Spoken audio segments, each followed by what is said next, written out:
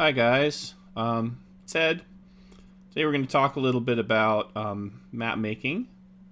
I don't really have a great camera setup, but I'm going to go ahead and share a few things with you anyway. Eventually I'll figure out how to do a good camera setup for this. So I think the first thing I'll talk about is doing buildings for villages and that sort of thing. And there are lots of different ways that you can draw these from a top-down perspective. Really simple. Just go with geometric figures. It's okay to use graph paper. There are ways that if you decide to scan this and put it on Photoshop that you can get rid of the blue lines.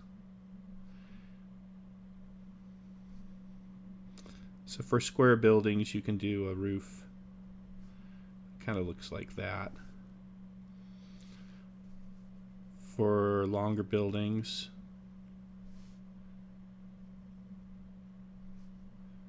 you can do something like this.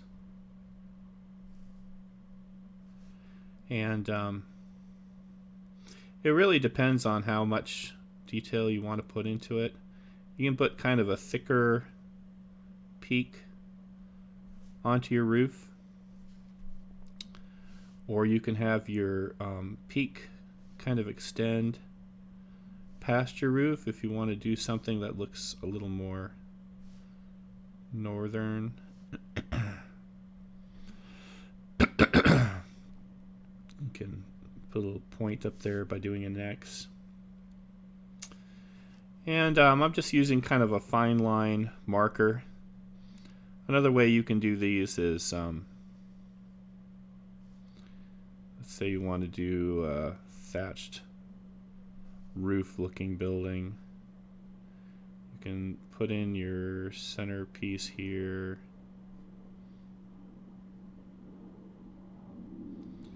And maybe you want to put some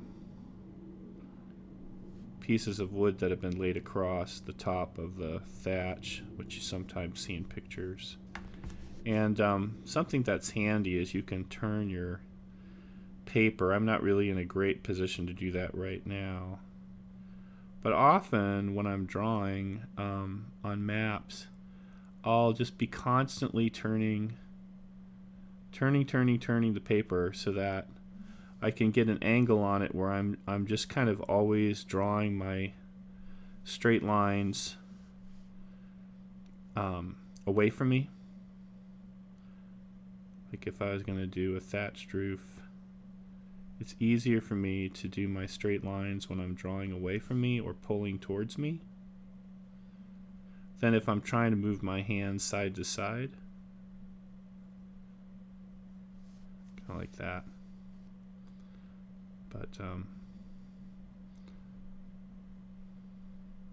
it doesn't have to be super neat and tidy, especially if you're planning on coloring this later.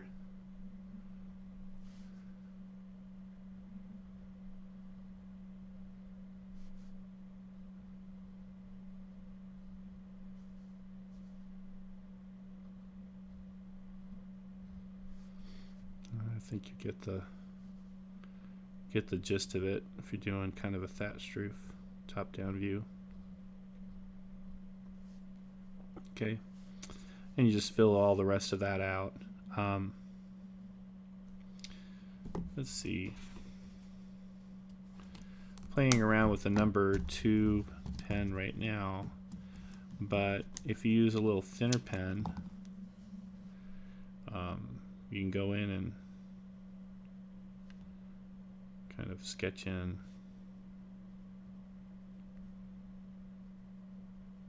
some details of what's going on the roof.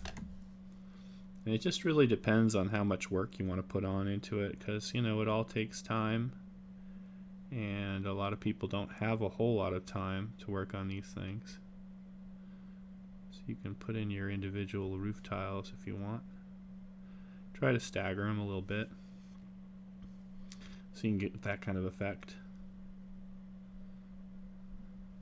It's a good idea to remember to put in things like chimneys. So you sometimes you can stick them on the end out here where you have a chimney kind of rising up out there. And it also is kind of fun that if you're putting in some details, you can put a little bit of an overhang, like a little mini porch where your door might be. Or you can just do kind of a typical D&D style door, just about half of it showing out, rather than doing a full thing. Like if you were drawing a dungeon, in a typical dungeon you'd have your wall there and you'd draw in your door. On a building you just want to show a little smidgen of it. Let's see.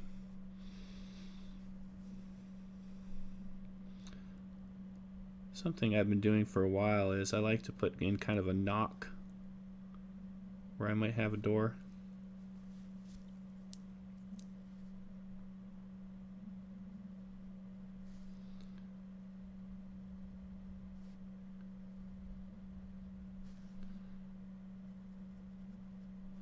And I kind of like how that breaks up the look, and I can put in a stairway then that leads down from that door. I'll draw my door in there somehow.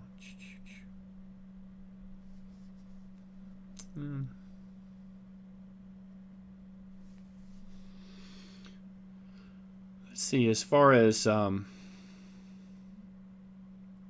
top-down views of trees, there's a lot of different ways you can do it.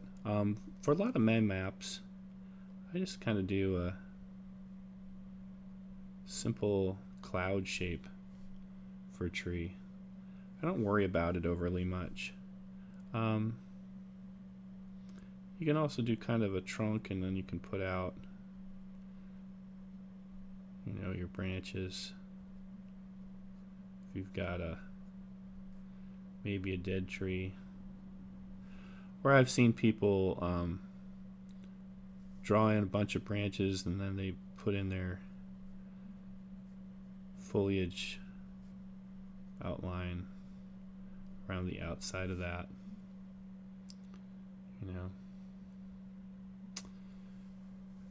There are a lot of map makers that if they're doing like an overland map, they'll do side-on views. So if they're doing a pine tree, they'll draw it kind of side-on, and maybe they'll put a little bit of extra detail nearby, that sort of thing, or they'll do their trees kind of like that. Just depends on really what you want. A lot of times when I'm working on an overland map, I'll just want to indicate what's in that square, and I don't want to spend a lot of time on it because I have other things that I want to be doing. So for an overland map, I'm just going to do, okay, there's light forest, or there's woods in that square mile, there's woods in that square mile, woods in that square mile. And you're going to want to, say you're drawing an area that's wooded.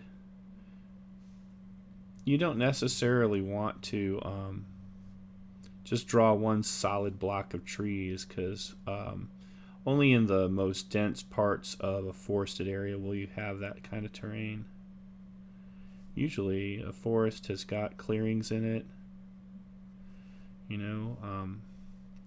might have a pond if you wanted to put a pond in here, put in the bank of the pond, and then you can kind of do an interior line like that. If I did a bigger, like a lake, it's a little easier to see. Let's say I do a lake and I've got a little island in the lake. Then around the edge of the lake I'm gonna do a little outline. Not solid at all, just kind of broken up, sort of the ripples of the water. And then I might have, you know, a few trees down by the edge of the lake.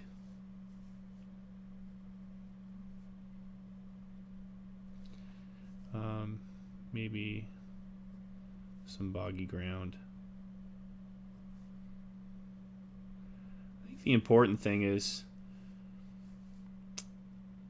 try not to be too mechanical about it. You know, the fact that your trees aren't perfectly the same shape all the time is actually a good thing, or that you draw your indications for your boggy ground or your swamps a little different each time, I think is good. There's a lot of ways you can do hills. A lot of times if I'm just doing a low hill, I'll draw a shape like that in there and just sort of show the edge of the hill. Or if I want the hill to cover kind of a bigger area, I'll do two next to each other, and then I'll maybe put a little bit of a shading in there, and then I might even put more shading along the side. And just when you're doing your hills in an area or on a map, if you're going to add in that kind of shading, just make sure you're always coming from the same direction to keep your light looking like it's coming from the same direction. It's really pretty simple. What else? If you want to do a mountain, really that's just a more jagged looking hill that covers a bigger area. So your mountain might look something like that, and maybe you have a few mountains kind of in an area.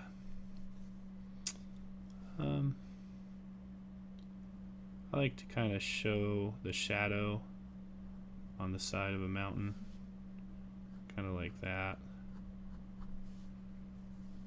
and maybe some other shadows along the side, but I try to keep consistent in what I'm doing there. You can draw a ridge line connecting these two mountains if you want to. I think it's kind of cool when you see some clefts of these areas kind of join like that. I think that's kind of cool. And you can put in some shadow there on that side of that ridge. Really just depends on what you want to do. It just takes practice, you know. Or you can do just a much simpler one than that. I think the other kind of buildings that you want might be like fortification kind of buildings or larger buildings, and I like to do those with like little support areas kind of coming out the sides. Come up here. Got my little door indications here. If I'm not going to do a typical roof on it, what I'm going to do is just a small section that's got a peaked roof. So maybe only that area has a peaked roof. And then around the edges, might just show that there's kind of a